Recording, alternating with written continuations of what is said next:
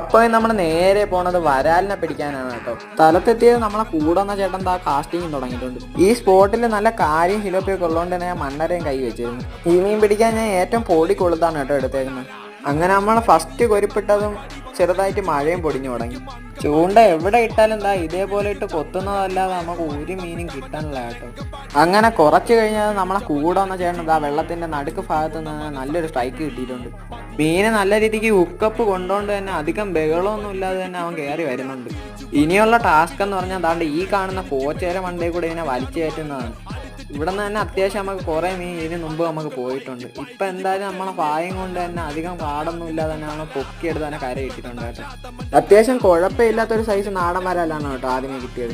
ഈ മീൻ നമുക്ക് കിട്ടിയത് ബ്രാവോടെ ഈ ബേബി ക്രോസിലാണ് കേട്ടോ. പിന്നെ നല്ല മഴ പെയ്തത് കൊണ്ട് തന്നെ നമ്മൾ കാസ്റ്റിംഗ് നേരത്തെ വീട്ടിൽ പോയി. അപ്പോൾ ഇന്നത്തെ ഈ വീഡിയോ ഇത്രയുള്ള വീഡിയോ ഇഷ്ടപ്പെട്ടാൽ ലൈക്ക് ചെയ്യാനോ കൊണ്ട് ഫോളോ ചെയ്യാനും